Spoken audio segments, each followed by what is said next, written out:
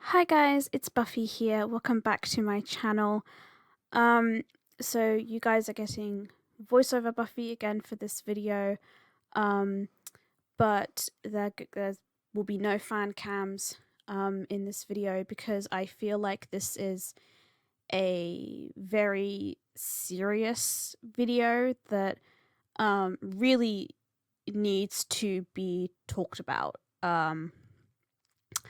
I don't know if you guys are aware, but a certain TikTok user that I will not name because I do not want to give them any more attention than they need.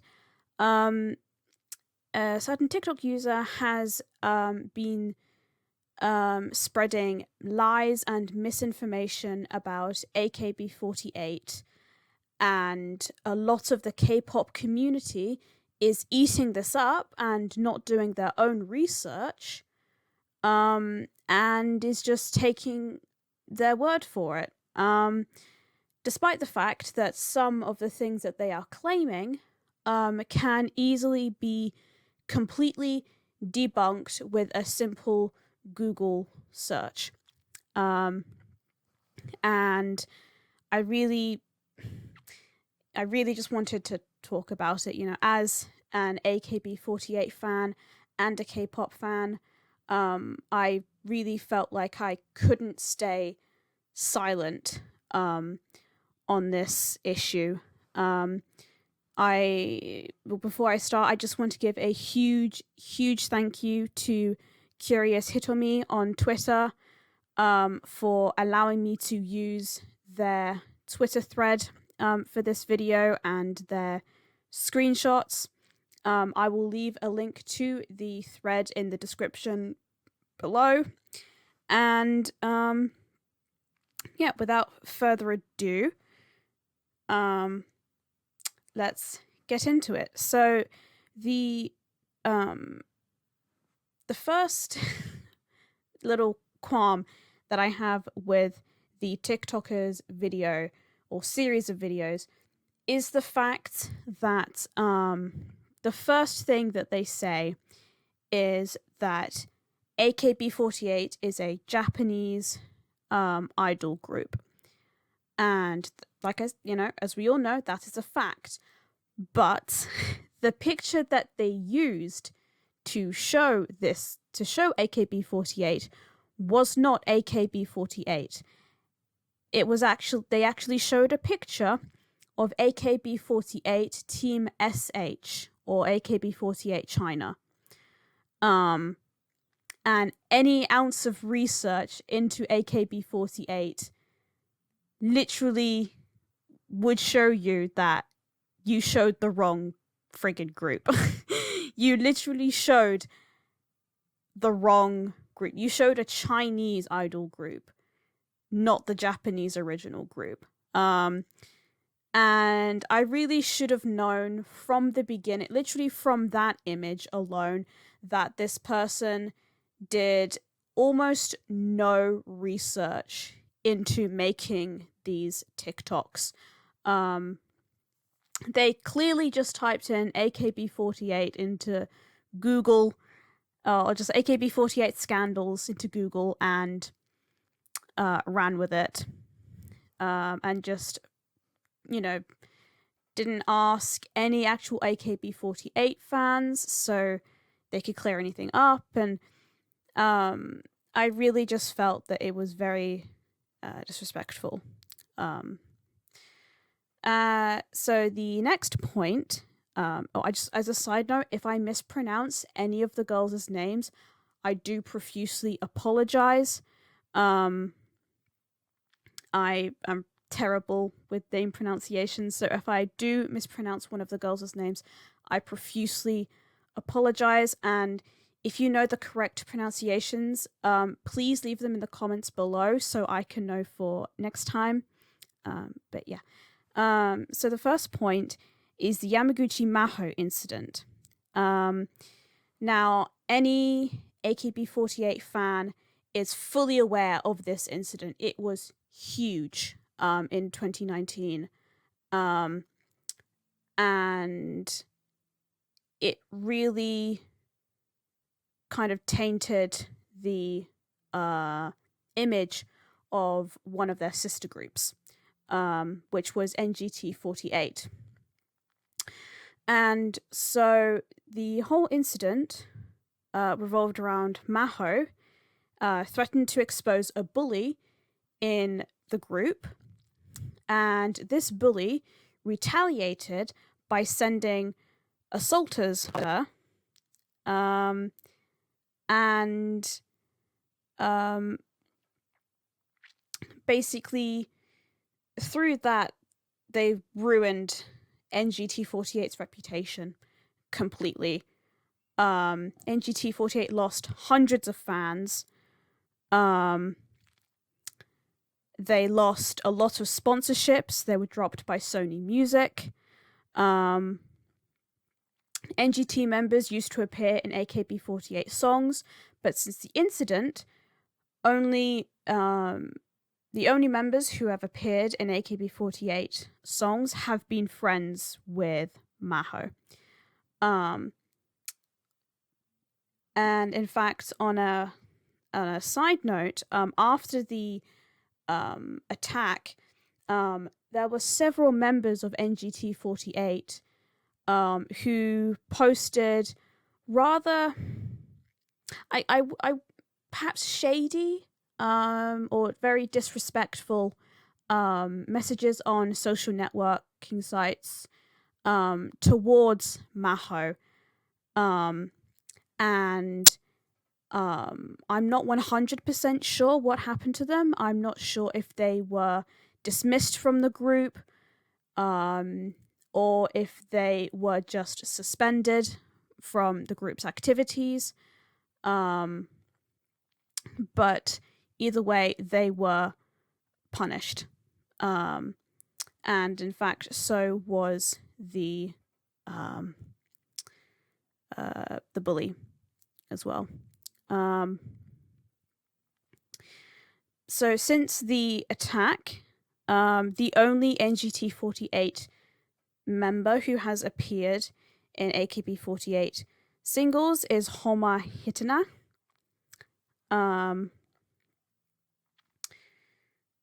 As she was, I believe, friends with Maho. So point 2, or rather 3, when Onyanko Club girls became unpopular, they worked in brothels. As Curious Hitomi said, we can't comment on a group that was popular, years before we were born. And this club is completely unrelated to AKB48. If it truly happened, that is disgusting and it is wrong, but it is not part of this discussion. It has absolutely nothing to do with AKB48. It has something to do with J-pop, but it has nothing to do with AKB48. So I felt like they really should have, the TikToker rather, should really they should have mentioned that in a separate TikTok and not included that in the AKB48 video, because it has absolutely nothing to do with the group. And yeah, so number 4, Akimoto pays hourly wages and is hiring and firing AKB48 members in bulk. The first qualm is, what is so bad about getting an hourly wage? Isn't that just normal for any kind of job to get an hourly wage? And not being funny, at least the AKB48 girls get paid for their work, unlike most K-pop idols. And the second part, which is hiring and firing AKB48 members in bulk, AKB48 members do not get fired unless they have breached contract. Although there have been some cases of a breach in contract, that they were just demoted to a trainee, or they were just suspended from the group's activities for a certain amount of time. I think it just depends on the severity of the incident that kind of caused it. A lot of AKB48 members do get dismissed if they have been found to be dating, as there's not many people kind of outside AKB48 know, is that they actually have a love ban, also known as the Golden Rule, which is the girls are not allowed to date in the entire time that they are part of AKB48. It is probably the most important rule in AKB48, and there has been instances where a member has been caught dating, but they were not dismissed.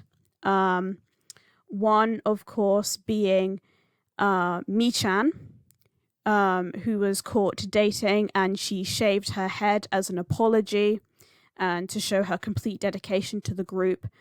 And unfortunately, she's become kind of the poster child of how AKB48 is so bad. You type in AKB48, 9 times out of 10, the image of her crying and having her head shaved will pop up very, very quickly. Yeah, the other member is not technically under the AKB48 title, as it is an SNH48 sister group, GNZ48. One member was caught dating, and I believe she was suspended and demoted. Another thing is that a lot of AKB48 members choose to leave the group. They either want to pursue a different career, they want to go into TV or film, or they just no longer want to be famous and live a completely normal life. And it is completely up to the girls when they want to graduate. Number 5, another quote is, "The unpopular girls end up in sex trade quicker now than in the 80s. Now, there are so many things wrong with this because there are so many instances and examples of girls who were not that popular in AKB48, or only participated in maybe 2 singles and then they graduated, or participated in no major singles and then later graduated. You could literally just Google ex AKB48 members and see what they're doing. And there are, like I said, so many examples of girls who have gone on to have hugely successful careers outside of AKB. For example, let me see. An example of this is Isawa Misaki. She had never been part of an AKB48 singles in the 8 years she was with the group. She was only in the B-sides. She is now a successful solo singer with 2 EPs and 2 albums. There are just so many instances of ex-members who never went into the adult industry. And in fact, there is, I can really only say perhaps one kind of well-known member who did go into the adult industry, which is Yukiyami Yua, or Kyoto Momoa. She became a porn actress after leaving SKE48, and then she also created a K-pop group called Honey Popcorn and decided to stay being a porn actress at the same time, which was a huge controversy in Korea. So very, very few members actually get into the adult industry after they leave AKB. I think probably the biggest qualm with the TikTok series is the heavy rotation part that they bring up, which is, and they say, quote, "Heavy rotation is about what a boy thinks a girl's sleepover is like." This is wrong on so many levels. And the funniest part about this is you can literally Google heavy rotation English lyrics, and if you read the lyrics, it has nothing to do with a sleepover. It has nothing to do with what a boy thinks a sleepover is like. It's absolutely ridiculous. The lyrics rather literally go, "I want you, I need you, I love you. Inside my head, music keeps playing, heavy rotation. Like popcorn popping, the words I love you are dancing. Just by thinking of your face or voice, I just can't sit still. I am so lucky to be able to feel like this. Since I met you, the distance between us is getting shorter and shorter, and this puts me in the best mood. Inside my heart, my affection is overflowing non-stop. I wonder how many times can people fall in love in the span of a lifetime? If I could have just one unforgettable love story, I'd be satisfied. Maybe flowers start to bloom when they feel such an emotion as this. Just like that song, my favorite song, that I used to listen all the time, in non-stop repeat mode, 24 hours a day, I'm only requesting you." As you can see, nothing to do with a sleepover. Absolutely nothing. And so the song is about having a girl stuck in your mind, like you have a song stuck in your head that plays over and over on a constant loop. That is literally, that's what the lyrics are. It takes one Google search, less than a second, to search that. So that entire part is incorrect. The music video was not directed by Akimoto. It was directed by a woman.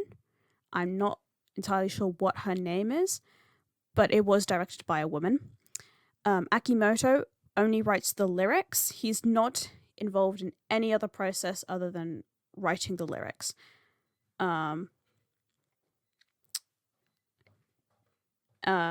Keeping on with heavy rotation, quote, "There are multiple underage girls all wearing lingerie." So the only members who were underage at the time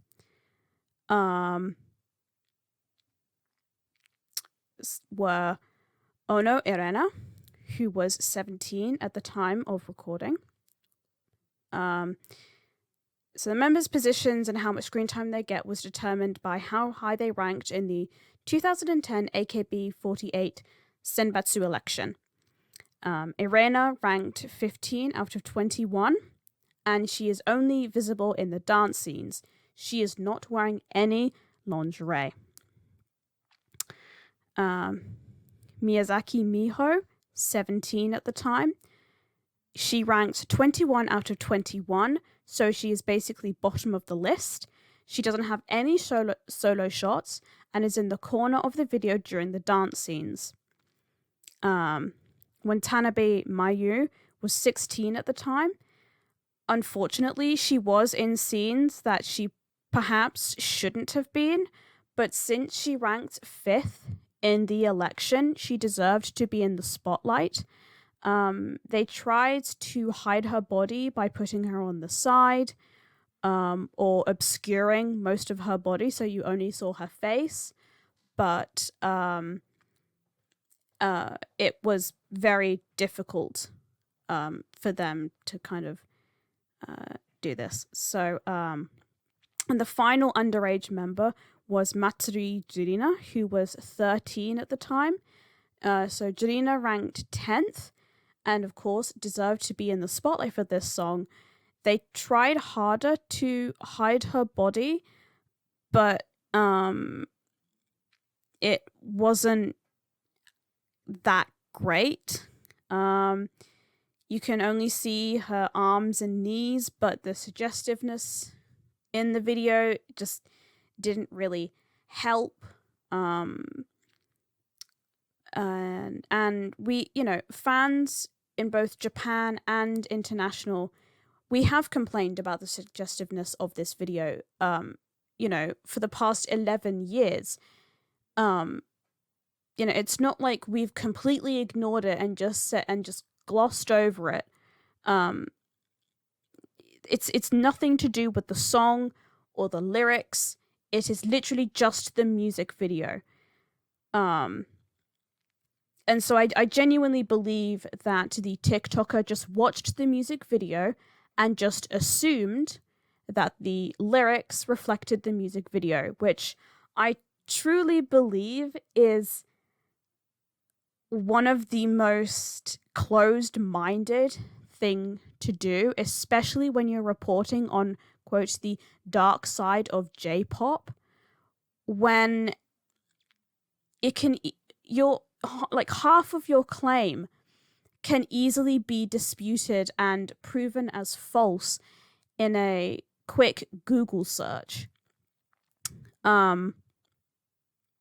It really doesn't take a genius to disprove it.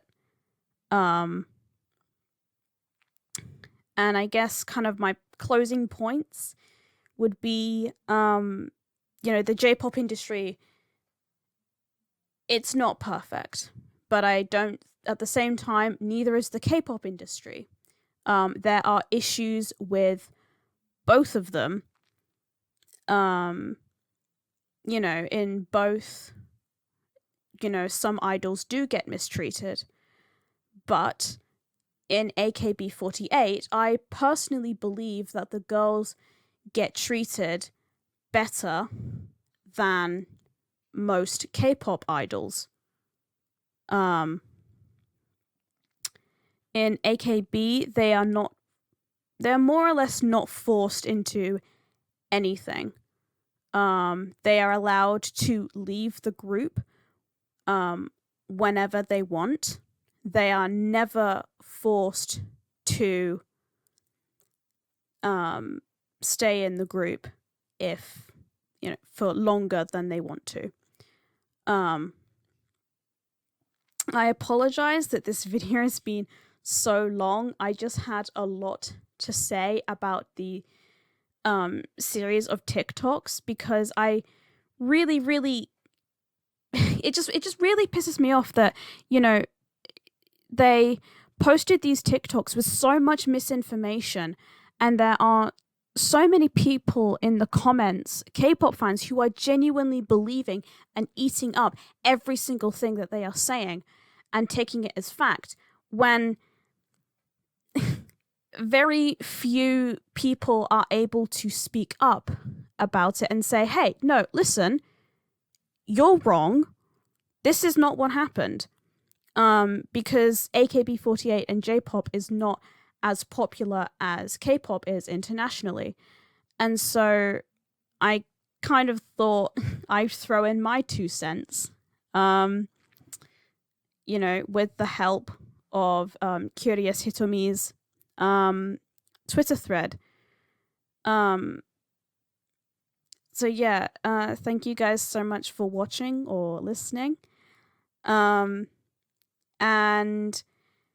stan AKB48. You won't regret it. Thanks so much for watching, guys. Bye.